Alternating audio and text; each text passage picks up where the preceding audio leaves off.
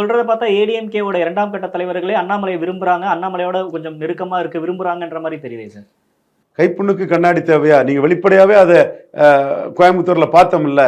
எடப்பாடி பழனிசாமி எவ்வளவுக்குள்ள அதுல புழுங்கியிருப்பாரு, மனம் புழுங்கியிருப்பாரு அண்ணாமலைக்குள்ள இந்த வரவேற்பை பார்த்து. எடப்பாடி பழனிசாமி குடும்பம் எவ்வளவுக்குள்ள புழுங்கி இருக்கும்.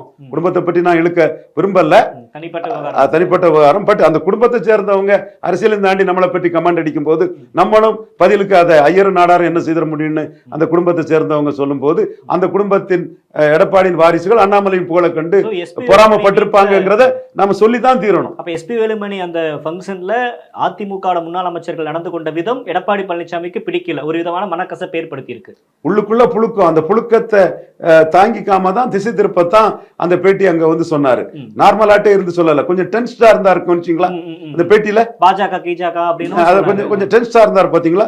அந்த இதை திசை திருப்பணும். அண்ணாமலைக்கு இப்ப ஒரு இம்பார்ட்டன்ஸ் வந்துட்டுங்கிறது அவரால் ஜீரணிக்க முடியல.